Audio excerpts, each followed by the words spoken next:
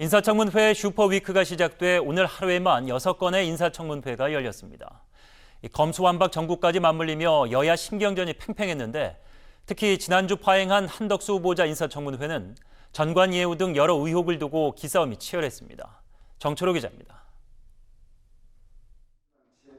더불어민주당과 정의당이 제기한 한덕수 국무총리 후보자 의혹은 전관예우가 대표적입니다.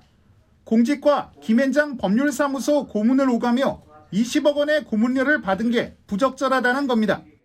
과거에도 이런 경우가 없었고 제가 보기에는 앞으로도 이러한 경우가 전무할 거라고 생각을 합니다. 한덕수 후보자는 고액 연봉은 송구스럽지만 의심받을 행동은 하지 않았고 김앤장에 간 것도 공공적인 목적이라고 반박했습니다. 제가 이제까지 해외의 투자를 유치하고 우리 경제를 설명하고 소위 그 공공 외교를 하던 것에서 크게 다르지 않다.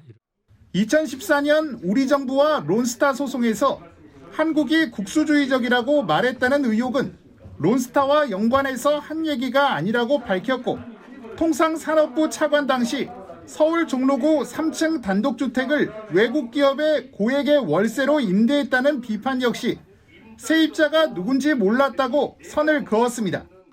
절대로 그 기업들에 대한 하나의 그런 특혜나 관련이나 또 그 회사의 책임자들을 만난 적이 없습니다. 국민의힘은 문재인 정부의 인사배제 7대 원칙에 해당하지 않는다며 문재인 정부 총리들과 비교해 도덕성 우위에 있다고 강조했습니다. 이낙연 당시 그 후보자는 그 배우자의 위장 전입이 있었습니다. 그리고 정세균 후보자는 논문 표절을 스스로 인정했습니다. 한덕수 후보자 인사청문회는 내일까지입니다. 국무총리는 다른 장관 후보자와 달리 국회 인준을 받아야 하는 만큼 검증 작업이 더 치열해질 전망입니다. OBS 뉴스 정철호입니다. 새 정부 장관 후보자 5명의 인사청문회도 진행 중입니다. 특히 경제사령탑에 오른 추경호 부총리와 원희룡 국토부 장관 후보자 공방이 뜨거웠습니다.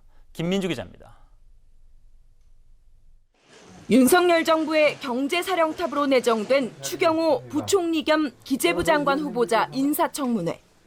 민주당은 당선인 1호 공약이었던 소상공인 손실보상 논란에 화력을 집중했습니다.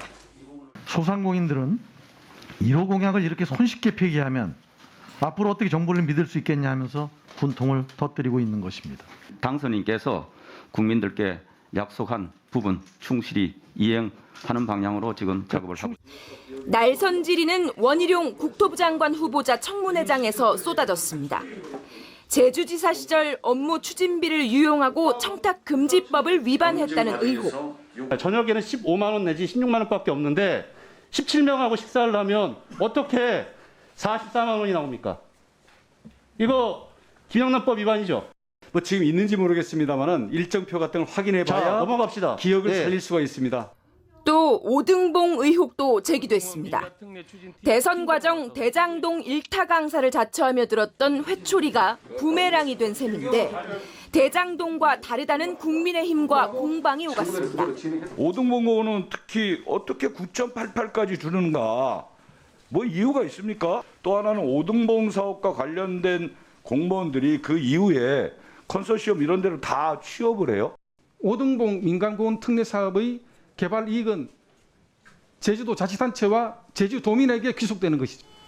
같은 시간 박진 외교부 장관 후보자는 사드 추가 배치 관련해 정상 작동하도록 개선하는 게 첫 과제라며 신중한 입장을 밝혔습니다.